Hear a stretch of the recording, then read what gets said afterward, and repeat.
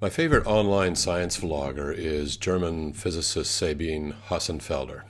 I love the way she really clearly explains things and that she distinguishes between science fiction and real science. Most of the time she's addressing really interesting questions in the area of physics and theoretical physics and astrophysics and cosmology, but this particular video caught my attention because she's talking about free will and in its relationship to the laws of nature or lack thereof. So let's take a look and see what she has to say. Today I want to talk about an issue that must have occurred to everyone who spent some time thinking about physics, which is that the idea of free will is both incompatible with the laws of nature and entirely meaningless. Okay, just a couple of quick things here. We should define what free will is, at least from a philosophical perspective. In the literature, free will is defined as a decision that satisfies two criteria. First of all, the agent making the decision, that decision was not determined by any antecedent conditions. That is, there was nothing prior that determined the decision. The agent decided on their own, in their own mind, what they would do. Second criteria is that the agent could have decided otherwise. So the two criteria are the decision was not determined by any antecedent conditions, and the person could have decided otherwise. As far as physics goes, both a scientist and a philosopher, I would have to agree with her that if reality consists of nothing but the material world, that is the laws of nature and space-time, matter, and energy, then everything is determined by the laws of nature, and free will would be an illusion. However, that's assuming that materialism, or assuming that this material world is all that there is to reality. That's a big assumption. I know that a lot of people just do not want to believe this, but I think you are here to hear what the science says, so I will tell you what the science says. In this video, I first explain why free will does not exist, indeed makes no sense, and then tell you why there are better things to worry about. I want to say ahead that there is much discussion about free will in neurology, where the question is whether we subconsciously make decisions before we become consciously aware of having made one. I am not a neurologist, so this is not what I'm concerned with here. I will be talking about free will as the idea that in this present moment there are several futures which are possible, and your free will plays a role for selecting which one of those possible futures becomes reality. Okay, so she's provided a definition that's a little bit different from the generally recognized or accepted definition of free will, but I think it still works because the idea here is that you can choose between different futures, and your choice was not determined by any antecedent conditions, and you could have decided otherwise. So let's just go with her definition here. This, I think, is how most of us intuitively think of free will, because it agrees with our experience of how the world seems to work. Oh, that's a big one here. It agrees, the idea or the theory of free will or the premise of free will agrees with our experience on how the world works. Now, whenever you have something that appears to be an observation, it's not a visual observation, it's more like an experience of how the world works, that ought to be taken quite seriously. And if we're going to deny that free will actually exists, we're going to have a pretty good case for doing so that still is consistent with our experience of how the world works. It is not how some philosophers have defined free will, and I will get to this later. But first, let me tell you what's wrong with this intuitive idea that we can somehow select among possible futures. Last week, I explained what differential equations are, and that all laws of nature which we currently know work with those differential equations. These laws have the common property that if you have an initial condition at one moment in time, for example, the exact details of the particles in your brain and all your brain's inputs, then you can calculate what happens at any other moment in time from those initial conditions. This means in a nutshell that the whole story of the universe in every single detail was determined already at the Big Bang. We're just watching it play out. These deterministic laws of nature apply to you and your brain because you are made of particles, and what happens with you is a consequence of what happens with those particles. A lot of people seem to think this is a philosophical position. They call it materialism or reductionism and think that giving it a name that ends on ism is an excuse to not believe it. Okay, there's 2 points I want to respond to, a minor one. Let's look at materialism first. Basically, there's all sorts of different ways to do things and to view things and so on and so forth. And it's very useful to have a name to apply to those different approaches, whether it's how we do science, how we do life, how we think, how we see truth, and so forth. And the idea that this world, that reality is nothing more than simply the material world, space-time, matter, and energy, and the laws of physics. That's called materialism. It doesn't mean that it's true or false. It's just simply a name that we apply. So I think what our argument is that the underlying premise of her approach here is that materialism is all there is, or the material world is all there is to reality. There's nothing more than the material world. And by material world, she means, and I would agree, that materialism would simply be that everything in this world consists of space-time, matter, and energy governed by the laws of physics, which unfold deterministically from the initial conditions of the universe and the laws of nature. And so if that's true, if we grant her the premise that reality is nothing more than simply the material world, then I would grant her argument. I would grant her this idea that everything then follows deterministically from the initial conditions of the universe and the laws of nature, and including our brains, which are physical things, those work deterministically. So everything you think, do, and say is merely it follows deterministically. It was determined by the initial conditions of the universe and the laws of physics. So free will is an illusion if you grant that initial premise that there's nothing more to reality than just the material world. But that has massive implications here. So, and I'm not sure if she's going to address this or not, but it's not just free will that becomes an illusion, it's thinking itself becomes an illusion, because every thought you have is merely a brain state that's completely determined by the laws of nature. And so when you think you're thinking, or you think you're reasoning, that's an illusion. It's just a series of brain states that follow deterministically from the initial conditions of the universe and the laws of physics. But that's not how our experience seems our experience doesn't seem to support that. We think we're thinking according to rules of logic and axioms of logic, the principles of logical inference, for example, and the law of non-contradiction, for example, the causal principle, for example, of which conclusions logically following from their premises is a special case. So that's how we think we're thinking, but if she's right here, that's an illusion. We're actually experiencing a series of brain states completely determined by the laws of nature that unfold from the initial conditions of the universe. And that has massive implications, because we're being asked here not to just dispense with free will.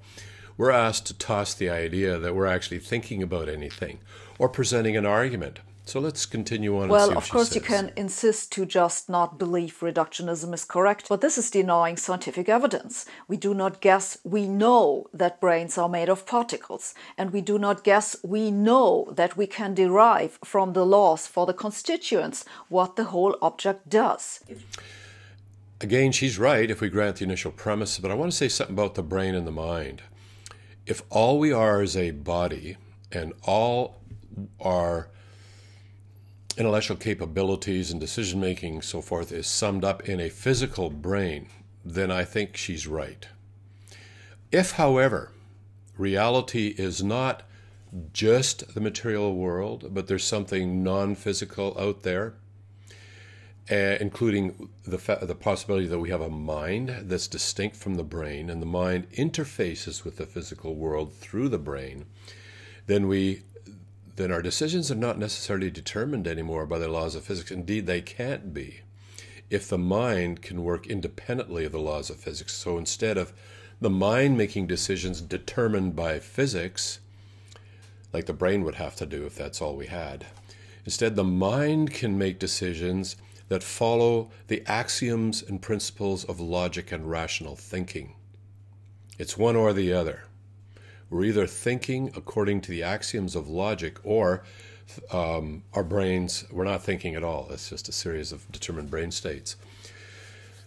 Now, she might reply that, well, actually, the axioms of logic and logical inference and so forth, those are outcomes of the laws of nature, which she would have to argue for, I think, if she's going to take a completely materialistic view of the world, if we're going to grant her initial premise. But that doesn't work, because the laws of physics themselves won't work unless there's an underlying foundation there. And the underlying foundation includes the axioms of logic. For example, the causal principle, which enable the laws of physics to actually govern how space, time, matter, and energy interact in a repeatable, ongoing, consistent way. There's the law of non-contradiction in logic, which our whole system of science is based on, in the principle of falsification. So if we make a prediction and do an experiment that's falsified, then we know our theory can't be right. It has to be wrong, or we have to go back to square one and figure out why we made the mistake. And so in reality, we seem to be thinking according to the axioms of logic, which entail that we must have a mind that's independent of the brain. It supervises the brain or interfaces with the brain, but it's not determined by the brain. And the brain itself is a neural network that works on the principles of laws of physics and chemistry. If you make a claim to the contrary, you are contradicting well-established science. I can't prevent you from denying scientific evidence, but I can tell you that this way you will never understand how the universe really works. So the trouble with free will is that according to the laws of nature that we know describe humans on the fundamental level, the future is determined by the present. That the system, in this case your brain, might be partly chaotic does not make a difference for this conclusion, because chaos is still deterministic. Chaos makes predictions difficult, but the future still follows. And she's right if we grant her the premise of her whole underlying argument here is that all of reality is defined by the material world, the laws of physics, the initial conditions of the universe. If we grant that, she's right. Your brain state is completely and totally determined by the laws of nature. You don't have free will, and it's an illusion, and so is thinking an illusion. It's just a series of brain states. But if there's something else being input into your brain, in addition to the brain state that's determined by the laws of physics, then we have a wild card, so to speak. We have something that can actually input into the brain things that do not follow deterministically from the laws of physics, but may follow from rules of inference or logic or even What about quantum mechanics? In quantum mechanics, some events are truly random and cannot be predicted. Does this mean that quantum mechanics is where you can find free will? Sorry, but no, this makes no sense. These random events in quantum mechanics are not influenced by you, regardless of exactly what you mean by you, because they are not influenced by anything. That's the whole point of saying they are fundamentally random. Nothing determines their outcome. There's no will in this, not yours and not anybody else's. Taken together, we therefore have determinism with the occasional random quantum jump, and no combination of these two types of laws allows for anything resembling this intuitive idea that we can somehow choose which possible future becomes real. The reason this idea of free will turns out to be incompatible with the laws of nature is that it never made sense in the first place. You see, that thing you call free will should in some sense allow you to choose what you want, but then it's either determined by what you want, in which case it's not free, or it's not determined, in which case it's not a will. Not all the time. There may be brain states that we find ourselves in that we, using our mind, the non-physical mind, which is not determined by laws of nature, our mind says, no, that's not right. For example, I may want to eat 4 or 5 donuts right now, and I know that's not good for me. And so I overrule my brain state, which says, time to eat, you want a donut. I overrule that. So it's not the case that we just do what we want to do, or that it's completely determined by physics. Now, some have tried to define free will by the ability to have done otherwise, but that's just empty words. If you did one thing, there's no evidence you could have done something else because, well, you didn't. She's right. She's right. This is the problem with trying to test for free will, and that is you're trying to test for a property that can't possibly exist in a brain that's completely controlled by the laws of physics. And so, and you're trying to test for it using the scientific method, that is, using science, assuming that everything is material. You're trying to test for something that actually is a property of something that's non-physical. And it's so complicated that even if she was right on all these brain states, we can never actually figure out if we have free will or not, because it's so complex. We can't predict it. But that does not mean, using her premise here, that it's free will or it's not determined by the laws of physics. It just means there's so many variables we can't possibly compute the final answer as to what the brain is going to come up with. So everything she says is right, and I agree with her, if you grant her the initial premise that reality is entirely material, totally determined by the laws of physics, and there is no other aspect to reality that's non-physical or not controlled by the laws of nature. But I'm suggesting we have a mind. And the reason I would suggest that is it appears to us that we can think using rules of logic and axioms of logic. And that's not how nature works. It depends on those things, but it does not, the outcomes of natural processes have nothing to do with whether it's true or false. A rock rolls down the mountain. You ask, well, is this true or false? As you look at the rock, what do you mean true or false? It's just simply a state of the physical system. Is it right or wrong? Again, a meaningless question. It's just a state of the physical system. The physical system cares nothing for truth or falsity, nothing for right or wrong. It's simply a series of states that unfolds deterministically from the laws of nature and the initial conditions of the universe. Really, there is always only your fantasy of having done otherwise. But the fantasy, if she's right, the fantasy itself is determined by the laws of physics. And so the question begins to surface is, well, what actually is true? If your brain state is totally controlled by the laws of physics and initial conditions of the universe, then a fantasy is just another brain state. So how do you figure out between brain states which is true or false? Very difficult to do unless you have a mind that can act as a referee. A mind that sort of acts as an external observer and says, wait a sec, this is fantasy, this isn't. In summary, the idea that we have a free will which gives us the possibility to select among different futures is both incompatible with the laws of nature and logically incoherent. I should add here that it's not like I'm saying something new. Look at the writing of any philosopher who understands physics and they will acknowledge this. But some philosophers... As I do. I mean, if you grant her premise, I do. She's right. If you grant her premise.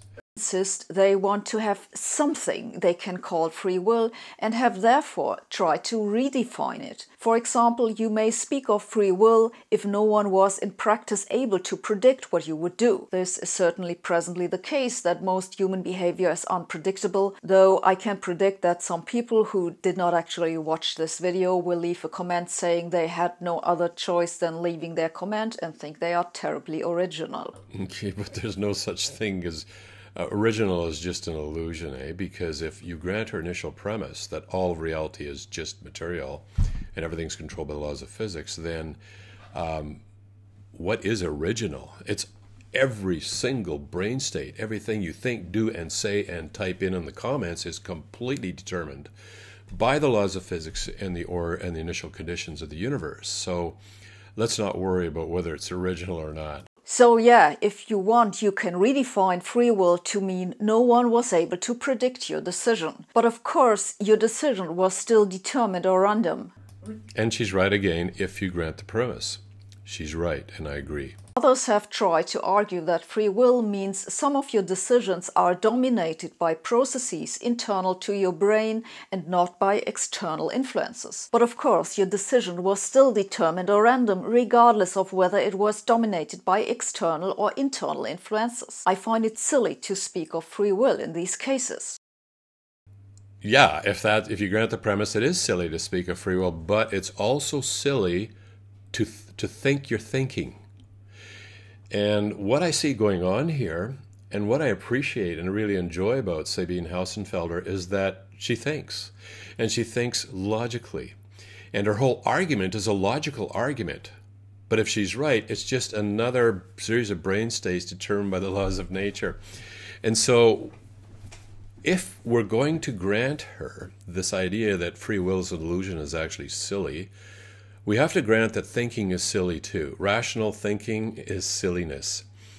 It's all determined. It's a 100%. The very next word she utters is completely determined by the laws of nature. Even this whole video was, and even my video in responding to her video, and every word we use was just a series of brain states determined by the initial conditions of the universe. But do you really want to make that sacrifice?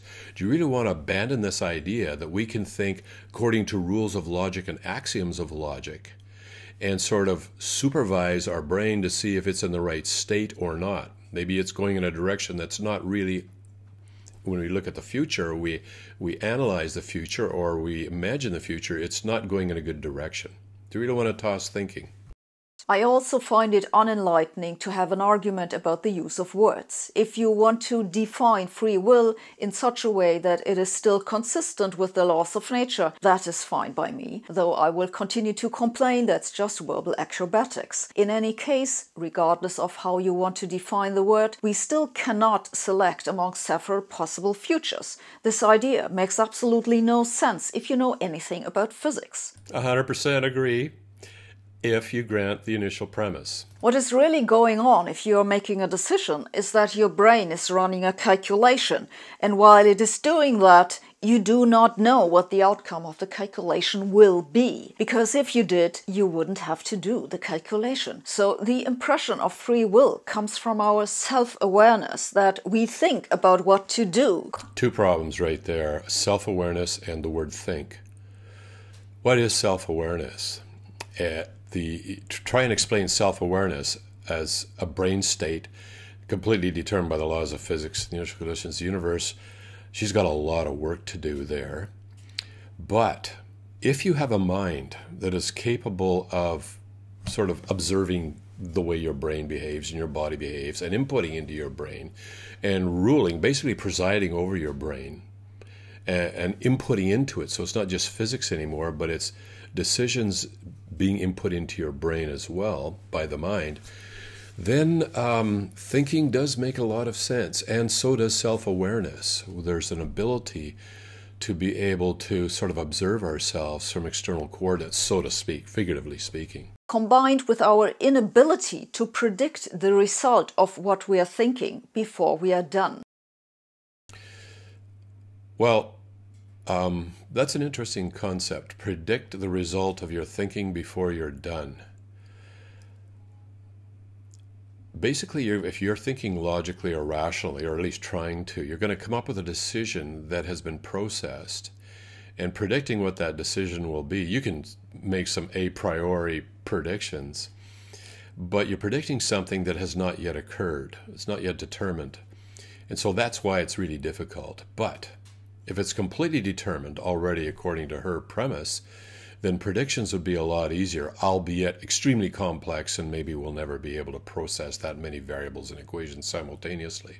But still, it's in either case it can be predicted, but it's even more unpredictable if by if it actually hasn't been determined ahead of time. I feel like I must add here a word about the claim that human behavior is unpredictable, because if someone told you that they predicted you'd do one thing, you could decide to do something else. This is the rubbish argument because it has nothing to do with human behavior. It comes from interfering with the system you are making predictions for. It is easy to see that this argument is nonsense because you can make the same claim about very simple computer codes. Suppose you have a computer that evaluates whether an equation has a real valued root. The answer is yes or no. You can predict the answer, but now you can change the algorithm so that if you input the correct answer, the code will output the exact opposite answer. So yes if you predicted no, and no if you predicted yes. As a consequence, your prediction will never be correct. Clearly, this has nothing to do with free will, but with the fact that the system you make a prediction for gets input which the prediction didn't account for. There's nothing. Now, this is interesting. Yeah, simply the idea that you can't predict the outcome has no real relevance to whether you have free will or not, simply for reasons that I just mentioned earlier. If her premise is right and everything she says is right, then your brain state is so complex, we just might never be in a position to be able to process all those variables and trace everything back to the initial conditions, even though they have followed deterministically. So we can't predict your future brain states necessarily that way. In theory, maybe we could, but if you actually have free will because you have a mind that is not determined by the laws of physics, that inputs information into your brain, then it's not predictable in that case either because it's not yet determined. So if an approach gives you the same answer for either option, then the approach is really irrelevant. And she's right. Unpredictability does not mean you have free will. It really tells us nothing, really.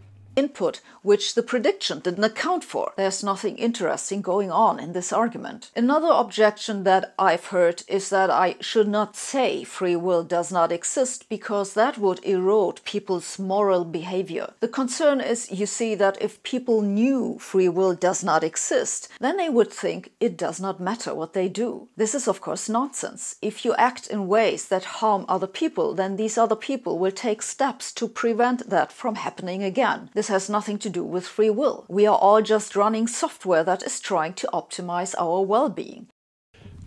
Now that's interesting. Running software that is trying to optimize our well-being. But if she's correct in her initial premise, then that software, so to speak, has been determined from the origin of the universe and the laws of physics.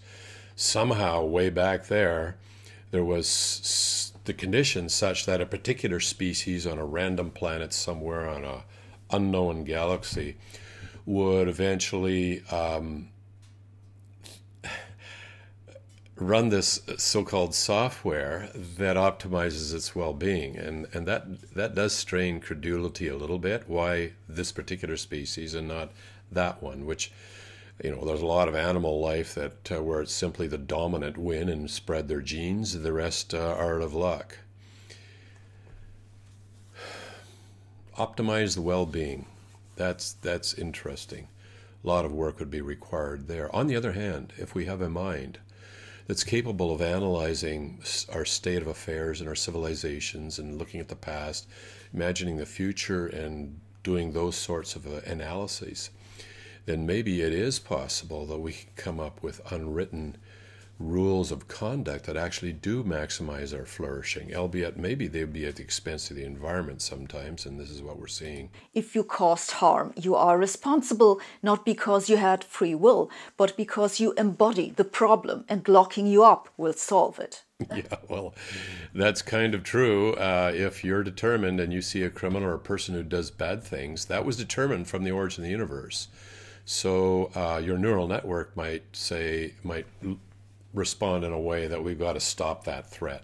There have been a few research studies that supposedly showed a relation between priming participants to not believe in free will and them behaving immorally. The problem with these studies, if you look at how they were set up, is that people were not primed to not believe in free will. They were primed to think fatalistically. In some cases, for example, they were being suggested that their genes determine their future, which, needless to say, is only partly correct, regardless of whether you believe in free will. And some more nuanced recent studies have actually shown the opposite. A 2017 study on free will and moral behavior concluded, we observed that disbelief in free will had a positive impact on the morality of decisions towards others. Please check the information below the video. Well, that's interesting, actually. I'd like to take a look at that paper. I know there's plenty of other papers out there that say the opposite, that in fact, morality, a belief that you actually can make moral decisions and will be held accountable to those decisions, influences positive, what they call pro-social behavior. It's behavior that maximizes or promotes human flourishing. But if she's right about her initial premise, then really it doesn't matter whether you, like, believing you have free will or not free will is simply determined by the laws of physics. Check the information below the video for a reference. So I hope I have convinced you that free will is nonsense and that the idea deserves going into the rubbish bin. The reason this has not happened yet, I think, is that people find it difficult to think of themselves in any other way than making decisions drawing on this non-existent free will. So what can you do? Okay, now this is fascinating, because not only does free will have to go into the rubbish bins, but so does our concept of thinking have to go into the rubbish bin.